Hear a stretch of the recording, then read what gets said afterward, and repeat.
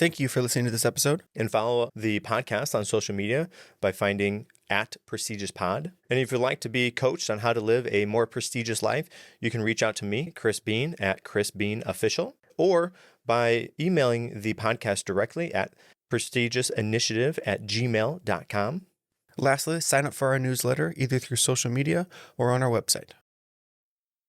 This is the Prestigious Initiative. Welcome. I'm Chris Bean. Today I have a truly remarkable guest, Thomas Wilson, the founder of R&H Creative Advocacy and Storytelling. Thomas, welcome to the show.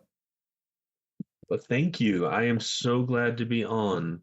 So, Thomas, for somebody listening, why would they tune in and listen to this conversation we're going to have today? So I am certain the reason they would turn in, one is to learn more about the neurodiverse community and wonderful, wonderful work that is being done, not just by myself, but so many people in the community.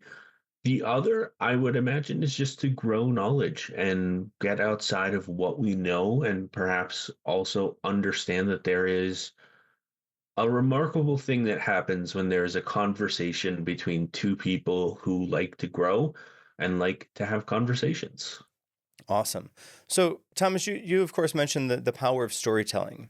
How have you seen storytelling transform understanding and empathy within the neurodiverse communities? There are so many ways, in all honesty. I have seen that transform young youth lives, people who have been deemed too difficult to work with, or something that I very dislike hearing that is still used today, the idea of the problem youth or the problem client. I have spent a lot of my life trying to challenge that. And I have seen people dubbed as that find their community, find ways to interact and grow their knowledge and their skills. I have seen storytelling help people to find their voice and their power, not just in their community, but in their world. And ultimately, I mean, the biggest thing that I've seen is just the fostering, the inclusion, and the evolution of what storytelling does the best, which is create communities that support and encourage each other, as storytelling really is, in my opinion, one of the truest art forms because it is so tied to humanity. Okay, so all right, Thomas, before we get a whole bunch further in, give me just a base understanding, a base definition, just for listeners who maybe aren't aware of what neurodivergent means. Definitely. So I will say I am not a clinical diagnostician, so always take what I say with a grain of salt. And the great thing about neurodiversity and the tricky thing is it's a very wide net. So what shows for one person is not necessarily going to show for another. But the simplest way to put it is neurodiversity is a way in which the brain processes information and interacts with the world. It can include things like autism, ADHD, and a whole slew of other diagnoses. I know there are people to this day, when they hear the term neurodiverse, they get frustrated or go, "What is that?" And I think a part of that is because many people don't understand that they understand there is a wide net. But for those of us who live with it and have worked with people in it, it is also it's something that can very much impact people in a lot of ways because it is so very much invisible. There are so many different facets to it that are hard to nail down and that we're still constantly learning about. But for so many as well, it's also an identity. It's a way in which they may think or process or act differently, but it's a sense of pride and community inclusion and, in its truest sense, a way in which people interact in a unique and compelling way. And okay, so you spoke on this a little bit. It is tough when people that have struggles in whatever area in life get labeled as a certain type of person. And then Mhm. it's hard for them to hear that, probably from people who they love, people who they look up to, people they respect, and not carry that through and then live out those things. And having an opportunity to break that down, both for whoever else they're coming in contact with, but for themselves, to break that down, to understand that that's not who they have to be. Just because that was Mhm. who they were told that they are, or how they somehow interacted with somebody or the world, that doesn't mean that's how they have to continue being. And breaking down that kind of mindset and being in a friendly environment where they can actually be themselves, they don't have to bring that baggage with them, is remarkable. I know, so a little bit of my background, I teach martial arts, and we have a martial arts class that we do for individuals with Downs and autism and all kinds of different spectrums there within. And I know that that community is so helpful and so inviting. And I'm sure I can see how the people of the world could put them down. And what a shame for that, because they're so loving and so admirable and just so friendly and excellent to be around. Mhm. So having that opportunity to interact with them through storytelling, what does that look like? What does that mean? What if somebody were to go to one of your gaming events, what would they be treated as, or what would they be looking for? So often, the biggest thing people are looking for is community inclusion. They are looking for those spaces where they can be heard and valued and not judged. Um, One of the things I work very hard to do is make sure that people have a moment to escape their diagnosis. Um, so often, I mean, there's so much to the diagnostic journey that is difficult. Like it's great to know, but there's so much stigma, so much bias that people get, especially if they just hear someone has like a mental health diagnosis or neurodiversity. And I find so often a lot of what people are faced with, and it's kind of an interesting little aggression, which is people are often called "Hey, buddy," or like that. Those little words that they don't say to other people, but they say to people with diagnosis, like that identifier, which is very much a label. May not be "Hey, buddy," but it's something. Um, and so that's a big thing. I try to identify people on who they are, what not just what I see, but how they express themselves, how they want to be known. A big part of it as well, and this includes all of my work from public speaking to storytelling to community engagement consulting. I also work very hard to advocate for the realm of sensory friendly work. Um, there is so much power in people accessing a community event and it being calm and considerate, not extremely loud, and to have someone who also understands the finer aspects of sensory friendly work is a rare thing. I'm not trying to come off as too egotistical, but it's a skill set a lot of people don't have. I often compare my work to a concert, and that concerts are great. They access what many people want. They create art. They create so much, but they're loud and overstimulating and overwhelming. And they often don't have spaces to go when they have those experiences. And they don't often have people who can help if someone is deeply overstimulated. And if you've never been deeply overstimulated, you are very lucky because it's a very jarring, visceral experience that can very much shut down the brain in a lot of ways. And so I work to honor that. I always try to make sure there are safe spaces to go, but also in so much of it is not just escapism or sensory friendly work or even just pure engagement.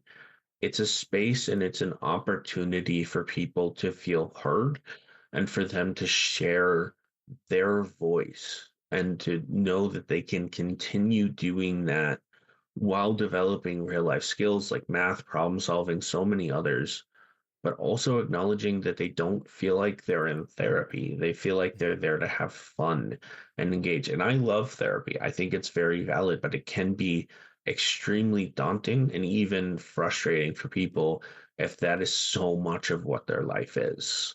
Well, and experience an event like that that is therapeutic in nature is interesting, because then by default, it is therapeutic. It is not therapy, which are two different things, two different mindsets. And sometimes people hear therapy and they think one thing in their head, which is mostly not what it is at all. But that's what they think about in their head. And they're like, whoa, I don't want to do that. So going to an event like that, that is therapeutic by nature, is a much different way to interact with that. And so you spoke on stigma, and I'm sure that stigma is a significant part of the neurodiverse community. What strategies have you come up with to overcome stigma and foster acceptance? So the two biggest things, patience. Patience is so vital. Um, I have learned that so many people, no matter the age in the neurodiverse community, have such an internalized sense of shame, and like their own sense of internal ableism. We're taught at a very young age that we're supposed to apologize for so much. And it's very different than a lot of communities. It's very much apologize, but keep apologizing. Don't forgive yourself in a lot of ways through a lot of judgment and kind of people thinking they need to rail it into something. Someone is a term I hear a lot. Um, and so by patience, I can help people understand they don't always need to be apologizing. They can seek accountability, but they don't need to be shamed after that. They can have moments of outbursts and knowing that they won't be, sent off to a corner to sit for a long time. They won't be isolated. They have the ability to move on and move forward from the situation, which I find is fascinating. We're not often taught how to move on, we're taught how to stay in that moment. And the other big one is the acknowledgement that it's not really often about me. It's about the people who show up. I held a big philosophy that it's not always my good intentions that people want. Like there's such a double-edged sword to quote unquote good intentions because so often people are applying what they want for people through those good intentions, not actually what those people need in the moment, genuinely. And I've had to learn many times, and I have to continue practicing this, whether or not I think something needs to be done does not mean if someone's frustrated that they need to be talked to. Sometimes they need to be left alone. Does not mean that people need to understand or hear what they did wrong.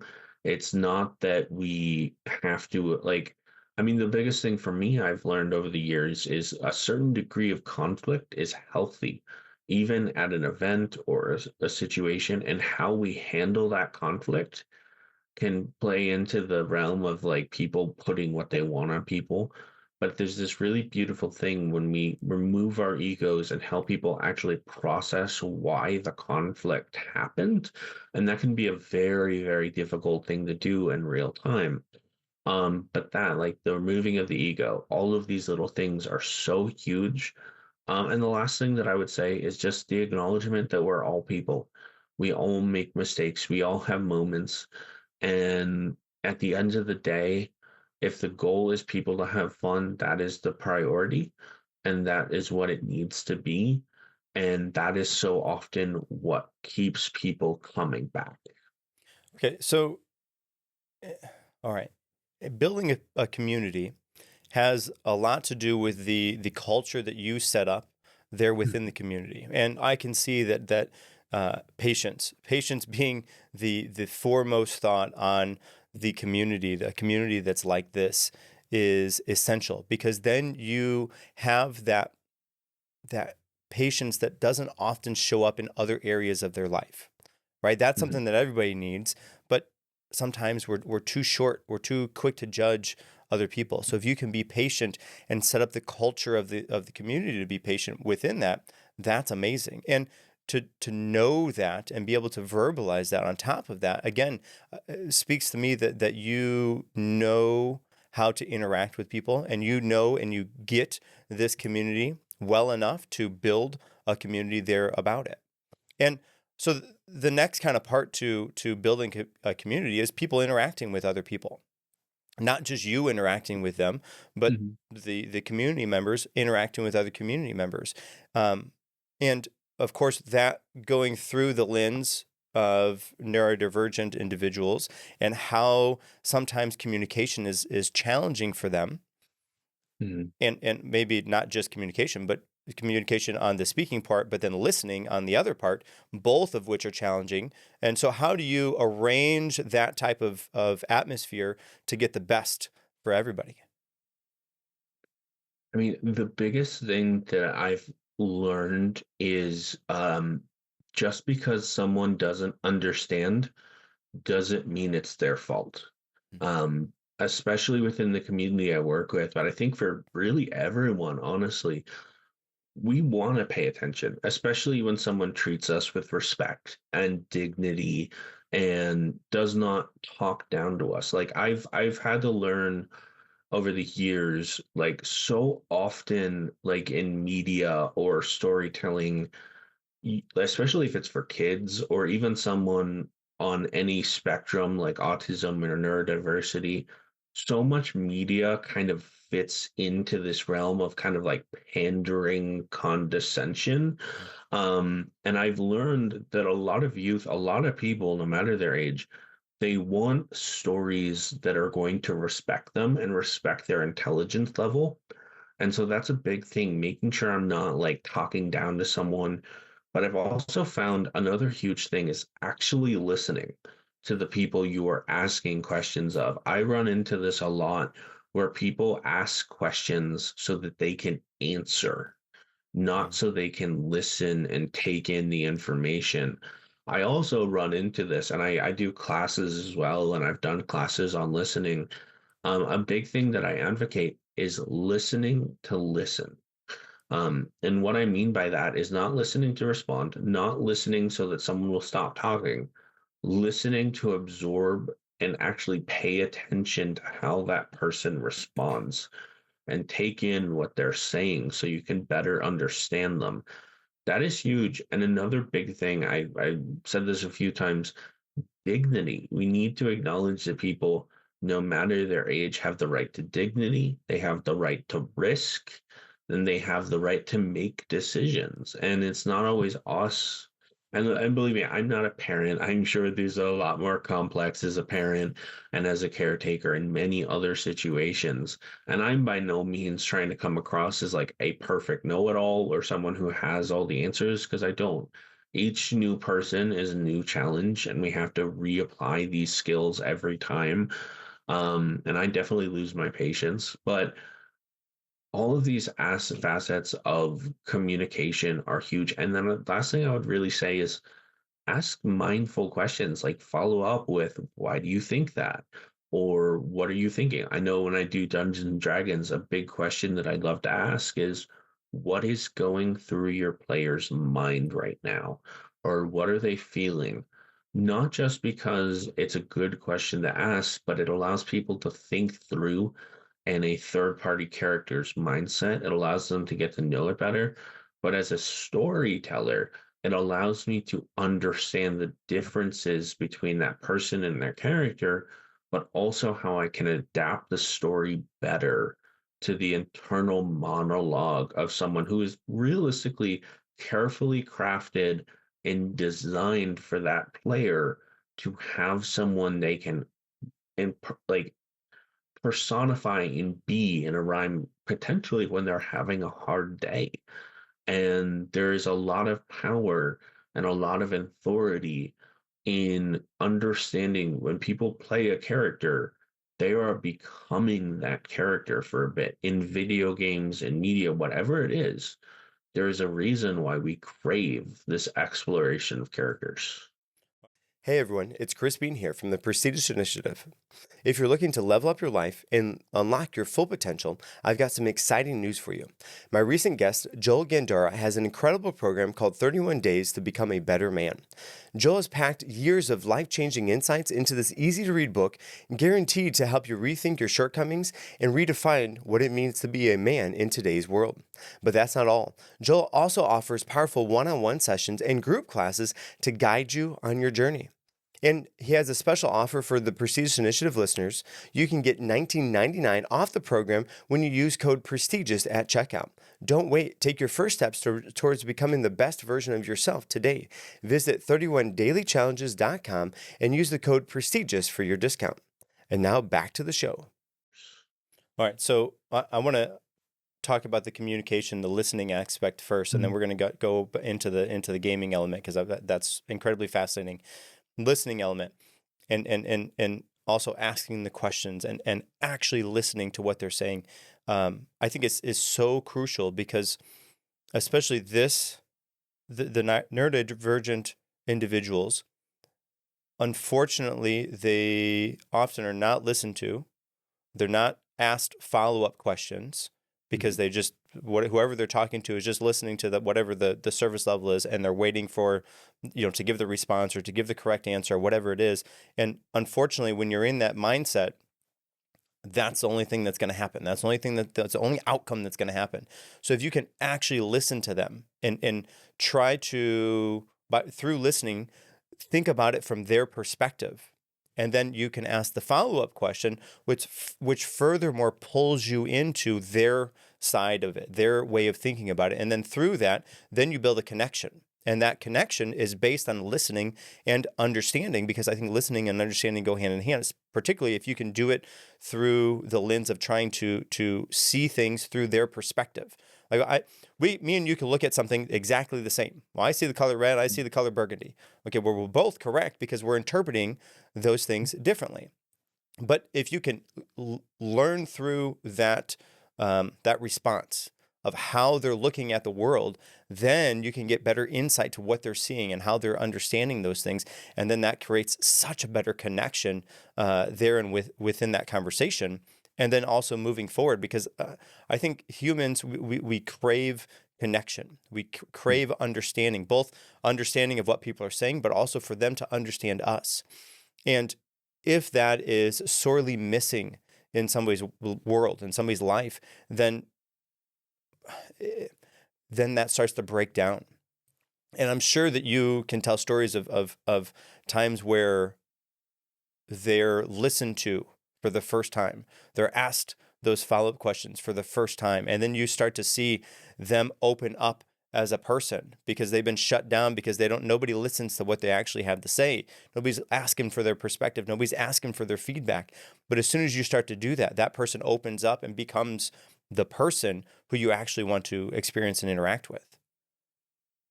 Absolutely. And I think one thing to add to that, which I didn't state, is there are ways in which a lot of people, they want to do that, they try to, but another huge aspect of it, I think, is genuine interest. Like, there are people, I've seen it happen. There are people, they'll ask questions, they'll try to follow through, but it's very obvious in some very subtle ways that those people are doing it because they feel like they should, not necessarily because, and I'm not here to shame anyone or make anyone feel bad, but there's a lot of people, no matter the age, can tell when someone is genuinely invested in what they're saying. And genuine investment, I think, is very different than what a lot of people think, in that it's not just following up with these skills, but it's actually like showing something that is very core to humanity, which is excitement and interest and intrigue. And like, I find the best conversations are very much a back and forth. And I've seen providers do this. I've been guilty of it, where I lose interest partway on. But when we have that connection, it's very free flowing. And just like you said, one conversation like that can change a person's life, but it's so integral that we keep that going, because you can have that one conversation and then it never happens again. And that person will very quickly lose interest in talking to you, very quickly, no matter the age level. Even no matter the diagnosis, people will lose interest in people who do not have interest in them. And that's actually very healthy and very important. because it's so vital for people to invest in the people we want to invest in things.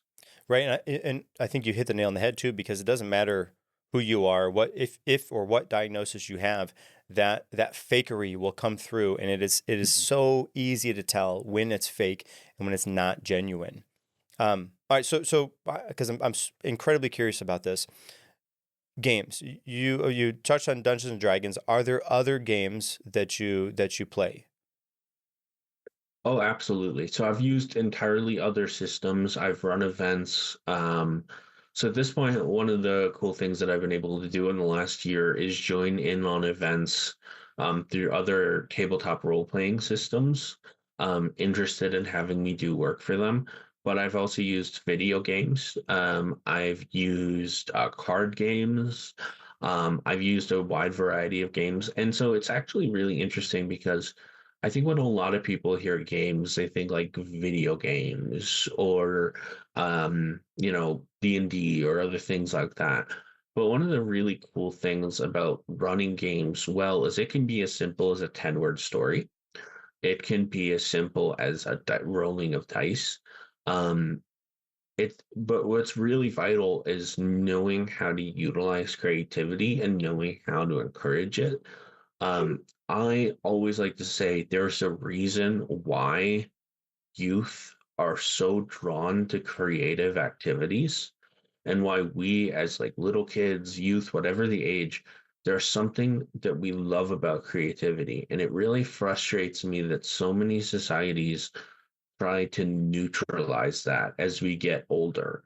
And I think like so many kids, so many youth, so many people, we have creativity because it's essential to life. And so many of us are given the skills in one way or another to have what we need in life. But when we try to squash that in adults and people and criticize people for being creative, what we're actually doing is criticizing a central part of us as human beings. And unfortunately, we have a very long history of that throughout the world. Yeah, and I think okay, so that all right. I'm gonna go two ways here. Um, the creativity piece. Fascinating that you talk about that, because that's something I have talked about in the past before. It seems that as kids, we color, we draw, we do all these creative type of things. Excuse me. But we're told somewhere along the line, well, you can't make money at that. So you need to stop that to go do something else. And then what that does is, like you said, it takes that creative nature out of it stamps us out of us as humans, as adults, as quote unquote, productive human beings as we grow up. The the troubling part of that is then when we become an adult, we lose that idea, that mindset, that part of us that can create things. We're told and we see ourselves as I'm not creative. Well, you are creative. You just have to remember what it's like to be creative. And we're all creative in all kinds of wildly different ways. But we forget what those things are because we're told we can't do those things anymore as we get older, which is okay. So then game playing and role playing within the game then is the way to spark that creativity, I think. So all right, so I a couple questions on the role playing. All right, so and just complete transparency, I have ideas of what D&D is, but I have never played a role-playing game. Okay, so my questions, I'm sure, are not the best questions to ask, but I'm going to do my best because I have a few things that I want to ask. So when you are setting up a role-playing game, let's see. Number one is, and these could be kind of like short answers because I have a couple of questions. I think most of them could be short answers. Let's see, if you could standardize the game, roundabout, how long is the game? Because I know sometimes the D&D games, they go for tons of time. So what is a standardized game that keeps the attention of the individuals that you're working with? So I love that question. So I'll be honest, I run multiple different groups, and I typically try to keep things at about an hour and a Mm, half. okay. Part of that is to get enough time for new players to get used to the system. Part of that is often many people want to go longer, but I find that hour and a half is really a sweet spot because it gets enough story in, it gets some really key details in, but it also doesn't burn people out. Hmm. And so often when people start to burn out, they don't always realize they're burning out. Hmm. So that's my quick answer. Okay. So then the next thing is, as people come to you the first couple times, is there kind of a stair-stepping levels? Like they start in this basic kind of realm and area, and they play this game, and then depending on how they do and how if they want more or whatever, then they can move to a little bit more advanced and a little bit more advanced. And as those things go, the story gets a little bit more detailed. It gets more diverse, and the things that's happening, the characters are more there's more people playing. Does that kind of thing happen, or is it kind of one generalized game that's happening, and everybody can come in no matter what level that they're at? So I'm gonna say, I think that it depends on the game master. I work really hard, even from the get-go, to have some really rich story elements. That way, people get hooked quicker by the story. But my style of teaching is also very much let's learn as we go and then relearn as many times as we need so that you don't feel shame if you're like 50 sessions in and you don't have an answer to something. So I really like I have players who have been with me 2 years and they still have questions about things. And I work really hard to be like, okay, that's okay. No need to worry. Let's go over it again. And in a game that has so many rules, I find that's one of the best ways to teach people. Yeah.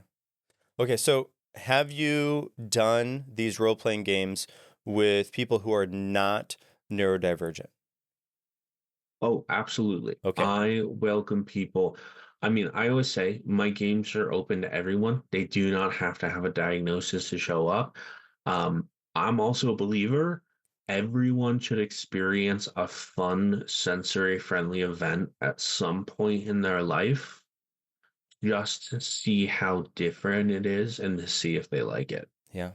So, okay, so have you found that the people that have no sort of diagnosis are sometimes harder to bring into the story and the characters than your standard group of neurodivergent individuals? And so the reason I ask that is because I wonder if the people without any sort of diagnosis have weeded that creativity so far out of their mind because they're stuck in the day to day that it's tough for them to bring themselves back to a level that they can have that creative play. Where I think that the individuals more often than not that have the some sort of diagnosis, I think are more in tune and in touch with that creativity, that ability to generate that kind of role play in their minds than otherwise. And so that's why I asked that question.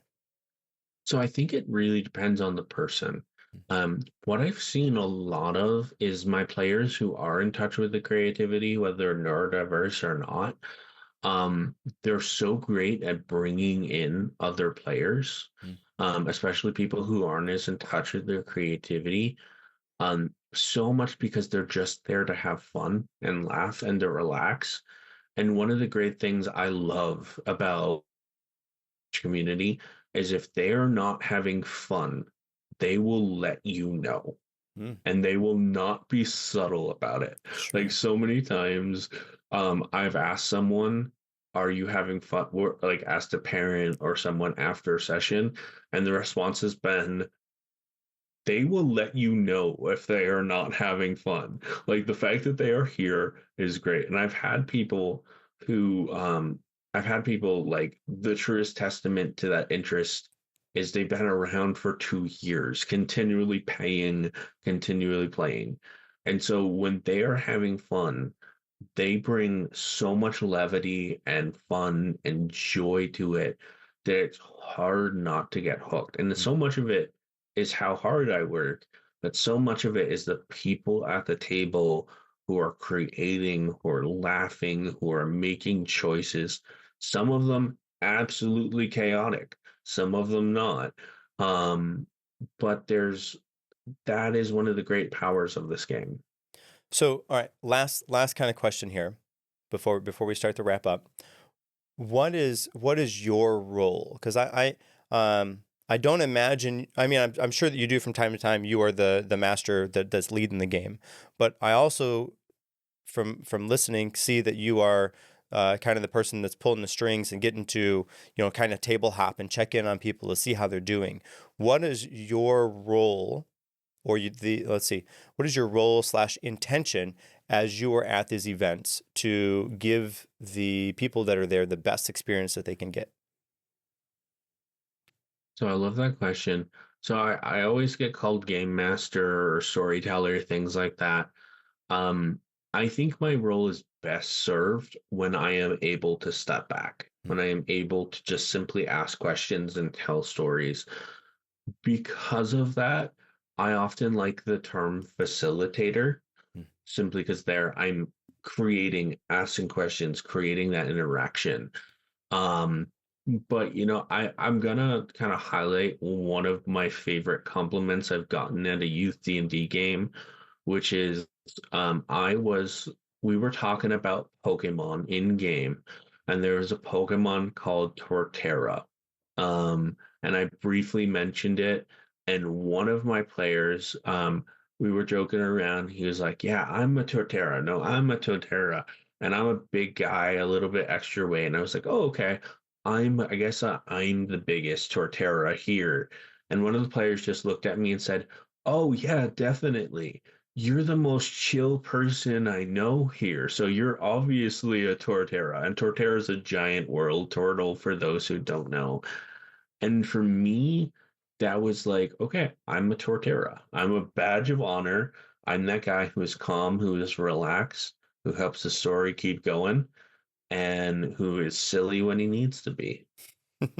Well, Thomas, hey, I got to say thank you for sharing such incredible insights and experiences with us here today. And do you have any key thoughts or final takeaways you'd like to leave the audience with before we go? Absolutely. So I just want to say, if you were looking to get into storytelling or working with the neurodiverse community, I mean, right now I'm very much kind of at the forefront of a niche that is growing, and I'm helping to get to shape and getting to change. There are a couple things I want to tell you. First one is do it. We need more people. We need patient, kind, considerate people who are going to do the work. Now, I'm going to tell you, this is not the work you do to become rich and famous. This is not the work you do to run a Fortune 500 company. It's just not. There's not enough money in it. There's not enough dedication. But if you want to help people, you want to make a change in the world, even if it's just one person's smile at the end of the day when they're having a hard day, this is the work you do. It's like I'm never going to be a multi-billionaire. I'm never going to be world famous. But every time I get to see a kid smile when they're about like just after they're about to cry, or an adult who's like, this is exactly what I needed. That is one of the best feelings in the world. And my work is expansive, but it's because people need this kind of work in the world. Well, Thomas, I want to say thank you. Thank you for that. And if the listeners wanted to get in contact with you, to learn more about you and the organization that you're with, how could they do that best? Definitely. So I'll make sure my LinkedIn, I'm Thomas R. Wilson, RNH Creative Advocacy on LinkedIn. I also have my website, RH Creative Advocacy and Storytelling.net. I never knew how long that name was for a website until I made it. And I'll make sure I have various social media plugged in the comments as well. But I also want to say you are welcome to email me or reach out to me or ask questions at any time. I absolutely love questions. They are a pathway to power, they are a pathway to change. I may be a little slow depending on how much work I'm doing, but I love them. I want to encourage them. And so that's one of the best ways as well. Wonderful. And if you found today's conversation as inspiring as I did, please subscribe to the podcast, leave a review, and share it with someone in your network. Together, we can make the difference in our communities.